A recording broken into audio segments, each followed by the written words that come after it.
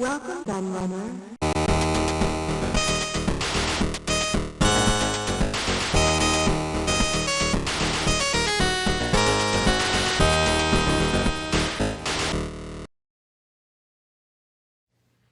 Hello everybody, Kieran aka the Laird here, and I'm back with a new episode of the Laird's Lowdown, my semi-regular video blog, I suppose, where I talk about some gaming news that I've seen that interested me. And this episode means I'm actually going to push back a couple more videos that I've made. One of them I think has been waiting to get published for about a month now, probably more than that. But I saw two things just before I went on a holiday that I wanted to talk about, and I did think about trying to make a video before I went on holiday, and I decided not to. Then when I got back, I wanted to get the other one up about the shop, showing you my shop, the tour of the shop I did while I was on holiday. Really cool modern shop that sells retro gaming stuff. Very cool little place, Level Up Games, shout to them again in Canterbury.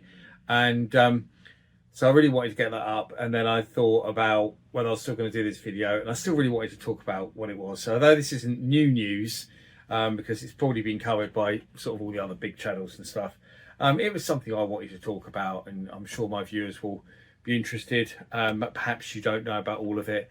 But I'm going to mention the most obvious one first. I'll mention the two things we're going to talk about in the video titles. It's already pretty obvious.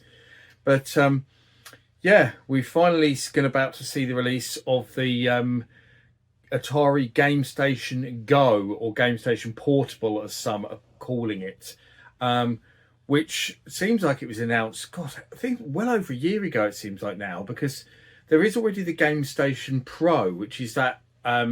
I'll put a picture up in the corner, but it's basically a plug-and-play console, for those who don't know. A lot like the Atari Flashback, where you can plug it into TV. Has loads of preloaded Atari games on it, plus some non-Atari games, I seem to remember, and some really weird joysticks. And yeah, it proved fairly popular from what I understand. It was produced by My Arcade, not by Atari. So Atari had an agreement with My Arcade, who do all these... like these behind me, the My Arcade mini arcades. So they had an agreement with them to do it. It got mixed reviews because, as I say, a lot of people thought the controllers were horrible, which is one reason why I didn't pick one up. Because I thought, well, I've already got these games on other systems. Do I really need another way to play them? And one that doesn't have very good controllers? Probably not. So I didn't get one. But actually, I have thought about picking one up maybe now, because they're actually, you can get them quite cheap now. I've seen them for as low as £50. I think they were about £200 when they came out. So I might pick one up at some point to look at on the channel, and on sale on Amazon or something. I don't know. You never know. But yes, they did say they were going to do a handheld version, like they did the Atari 50 mini arcade, which is behind me somewhere, I think on the end there. And they did a handheld version of that as well. Which I don't think I have. I'm trying to remember if I did buy one or not. Actually, you can get the Gamestation Pro. There is a pack that is a Gamestation Pro console that comes with the Atari 50 handheld in it as well, which is quite interesting. But yeah, they did a handheld Atari 50, so quite similar game selection to that on it as well. But yes, they said they were going to do this proper portable version of that console. And then some images eventually leaked of it. It seemed to take forever, and it looked pretty cool. And one of the things that really caught people's eye when they leaked the images of it online was the fact it had a keypad on it, which everyone said, woo, Atari 5200 games, definitely, and probably, or maybe, Atari Jaguar games, because the Atari Jaguar used a keypad as well. So people were hoping that it might facilitate those. And obviously with it being a handheld as well, and it being sort of being called the ultimate Atari handheld and all that, people were also hoping for Lynx games. So people hoped that this new handheld console would probably feature the whole spectrum of Atari on it, from 2600 up to Jaguar. And now obviously it's for pre-order now, and they've released the games list, and no Jaguar, no Lynx, which is very disappointing. It does have 5200 as suspected, but not that many 5200 games. loads of Atari 2600, as you can imagine, all the same games that have been on everything. Nothing new or particularly interesting, apart from maybe the fact it's got Pac-Man. But that's nothing special really, is it? And then it's also got Atari arcade games on it, but so it's like the Atari 50 and the flashback collections that they released from on consoles, and also the Evercade cartridges. You can get the Atari arcade ones as well, so there's already plenty of ways to play those on the go as well. So with the Evercade, all of those games pretty much are on Evercade already, so it's not really offering you anything new whatsoever in terms of the Atari content that's on it, although the keypad is a nice touch. But how many 5200 games really use that keypad? Not so much really. It wasn't a massively integral feature, apart from maybe Star Raiders. It's really the only one that probably uses it properly. Most of the arcade style games don't really use it, so it's a bit strange. And it also has a trackball on it as well, which is quite cool, because obviously that'll be stuff like Centipede and Crystal Castles, for example. But then again, there's not going to be that many games that use it. Missile Command, probably another one. But that's probably a better feature than the keypad, having the little trackball on it. So I do like that. That's a good feature. But why no Lynx games on it? I mean, Lynx games are already on Evercade, so why couldn't they put Lynx games on this? I mean, it's not like there's any issues with emulating it or anything like that. I mean, Jaguar I can maybe understand, because Jaguar emulation still is getting there. It's got better, and there is Jaguar games on Atari 50, which is good, very good. So, but there is emulation out there for the Jaguar, as Atari 50 proves. Atari even developed their own emulator for that, because the ones that were out there for the Jaguar were crap. So they developed that Big Pie emulator, which works really well. Why it's called Big Pie? I don't know, it's a strange name. But yeah, I just don't understand the no Lynx games. I would have bought it if it had Lynx games on it, probably, even though I've already got a lot of those in Evercade. I just think it would have been nice to have had all in one place, especially with the extra control options and a bigger screen and stuff. But yeah, so I've got mixed feelings, and it's quite expensive. I think the UK price, I can't remember that looking up, but I think it's about 150 quid, which is quite pricey, I think, for what it is. I'm umming and ahhing over it. Maybe I'll ask for it for Christmas.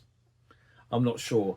I'm still umming and ahhing. But going back to the game selection again a minute, I should also mention that it has 5 of the recharged games on it. I think it's the 5 really early ones they did. Missile Command, Asteroid, Centipede. I'm trying to think what the other early ones were. Black Widow, maybe. So it's got 5 of those on it, and it's also got. They did a Steam pack, which I kept meaning to review on the channel, and I've never got round to it, and I don't know why. I just kept forgetting about it. But they did a Steam pack of Atari pinball tables, and if I remember, it's called Balls of Steel. It's called. If I remember rightly, some of them I think are new tables based on classic Atari properties like Centipede, but I also think it's got some recreations of some original Atari pinball tables on it as well.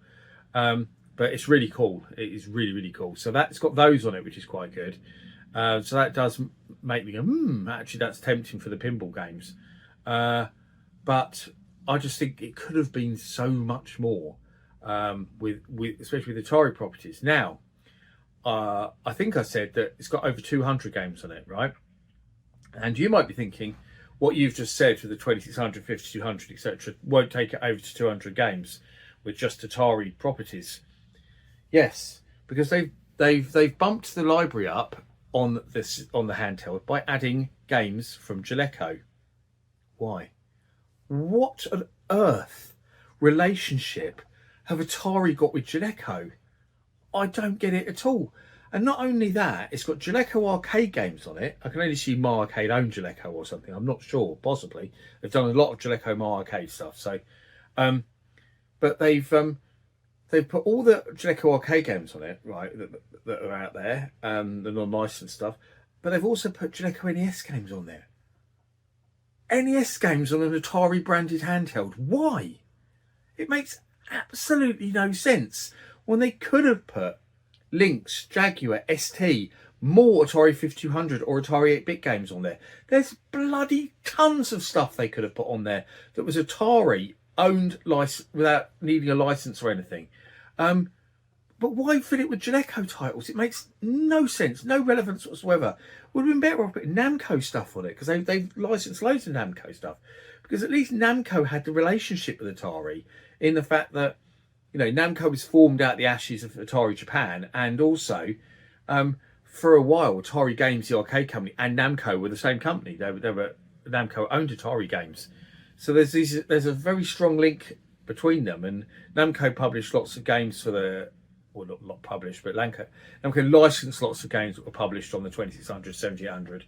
It's got 7800 games on it. I think I forgot to mention that as well. But again, it's the same 7800 games that you can already get on Evercade and Atari 50, etc., and Flashback and all of that. So yes, but yeah, I just the Jaleco thing just baffles me. Why Jaleco? I just it yeah. And I noticed on the Atari website, if you go to Atari's official website, it doesn't tell you the games list. Is it because it just gives you a few highlights of, like, mentions the Recharge games and the pinball games and stuff on it, but it doesn't give you the full games list, which I think is really strange. It's almost like they don't want to mention that it's got loads of Jaleco games on it. But it feels like, to me, it looks cool and it has some nice features, especially the trackball, but it feels so half-baked in terms of what they've done with it. So my feelings on it are very mixed. I'd love to know what you think. Are you going to buy one or not? But the second handheld I want to mention that makes this video is really interesting, and it's something new and completely different, etc. And that is a thing called the Gamer Card from Sinclair. Now, you might be thinking, if you know your stuff, Sinclair don't exist because Sinclair was sold to Amstrad, and Amstrad were bought by Sky, and I think they were bought by Comcast. I think Comcast own the name now. But you see, he only sold his computer business. Clive Sinclair kept his Sinclair research part, where he still developed things like electric bikes and stuff like that. I think you think built called the Zyke or something. But he carried on innovating and inventing and making interesting things, and never really hit it big again. But he kept on inventing, and he was still did it right through to the end of his life. Of course, he's passed away now quite a few years ago now. But there is a man who's continued his legacy, and that's his nephew, Grant Sinclair, who has sort of taken over the reins from his uncle. And he worked with his uncle previously when Clive was still alive. And then he's taken over the reins. So he's the big inventor and innovator now. And he's created a thing called a Gamer Card. I'll show pictures and everything, and I'll show you the trailer. But it's really small. It's like a gift card. And it's even got the little bit at the top so you can hang it on a peg like a gift card. And that was his inspiration, apparently, for it. But it's a Retro Games handheld console, but it's the size of like a gift card. A little bit thicker, but it's that size. It comes with a couple of built-in indie games on it. I can't remember what the games are offhand, but it'll show you in the trailer and that. But they're games that are already available on the Nintendo Switch. They're decent games. Just to sort of, so when you got it, you get something you could do with it straight away. But it's open source, so you can put emulators on it and programs. And also it's developed as well, so it will run Pico 8. And if you don't know, Pico 8 is basically this kind of virtual console that someone created that you put on your PC. And it's basically like an old retro console, but one that didn't exist. And it has certain restraints in terms of it has a maximum resolution and stuff like that. So many colours on screen. And people make new games for it. So it's like a kind of fantasy retro console that it's a bit strange in my mind that you do something like that, but there's some quite cool games that come out of it. And it can basically, you can use this as a Pico 8, this handheld. So it'll run all that stuff, all games created for the Pico 8 and all of that. So you can just download what you want onto it, develop your own games for it, and put them straight onto it because it's all open source. It looks really cool. It's a really very, very clever design. And this is like a hobbyist stream. I mean, it's not the kind of thing that massively appeals to me, but I think if you're into games development and the more techie side, and especially, the open source stuff, this is like your dream. It's brilliant. Tiny little thing. I mean, you can literally slide it into a card pocket in your wallet. So if you do a lot of traveling all over the place or get the train to work every day or something, it's great. You can just stick it in your wallet and take it everywhere with you. And it's such a clever little device. I just think it's wonderful to see Grant continuing the legacy of his uncle, who was, you know, one of England's greatest inventors of modern times. You know, creating things like the calculator and the digital watch, you know, and the portable TV. You know, people forget that it was Clive Sinclair that invented these things. People always think it was the Japanese, and it wasn't. And you know, and actually, if you look at Grant Sinclair's website, I'll link all this down below. But you know, he obviously goes on the legacy of Sinclair and talks about all the things that his uncle created, and goes right into what he's done since. So he's very much linked to that, to show that it's a continuous journey through Sinclair from his uncle into him, which I think is really nice, embracing his uncle's legacy and promoting himself as a continuation of that, which I think is really good, obviously with his uncle's blessing as well, because he worked with his uncle before he passed away. So wonderful to see. And Grant actually sent me a message on LinkedIn asking me if I'd seen it and if I'd like to maybe do something regarding it. And I was already planning to do this video when he asked me, so I said I will be doing something, but I can't tell you when. That was another reason why I said, yeah, I definitely am going to make this video, as I spoke about at the beginning. But that's it really. I don't want this video to be too long, but let me know what you think about the Atari Gamestation Go. Let me know what you think about the new Sinclair, I can't think of the name now, Gamer Card, because it's really, really cool little thing. And whether you're going to get them, and I'm also interested to hear your views. But as always, thank you for watching. I've been the Laird, and I'll see you all again for another video very soon. Bye-bye.